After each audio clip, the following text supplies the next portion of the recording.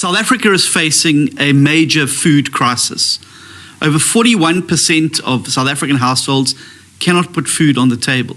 Over 12 million South Africans go to bed hungry every single night. This is not a situation that is sustainable, and it's not a situation where government can sit back and do nothing. So we've put on the table, as the official opposition, 5 key interventions which we believe could immediately bring relief to poor and vulnerable South African households to make sure that people are able to put food on the table for their families. The first amongst these is by dropping levies and taxes on fuel. The transport costs of food are one of the major drivers of food inflation in South Africa.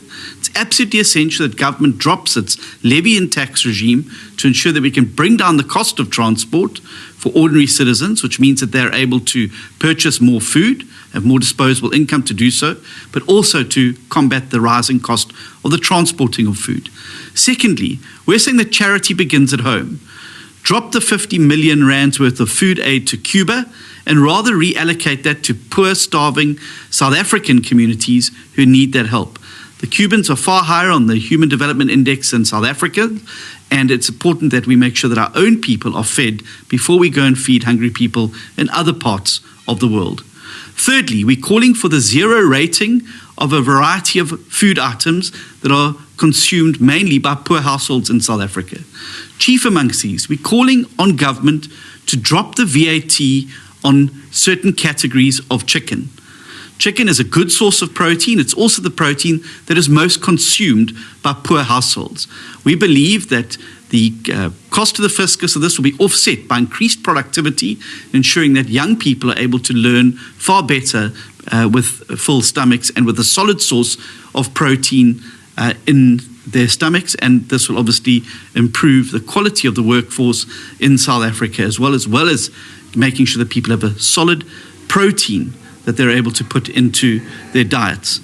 Then we're calling on government to review the import tariffs and other categories of food, particularly things like chicken and also things like pasta, which is a low energy but still nutritious form of food that will be able to ensure that South African citizens are able to bulk up the food that they're consuming, to be able to feed more people in the household and to do so in an energy efficient way.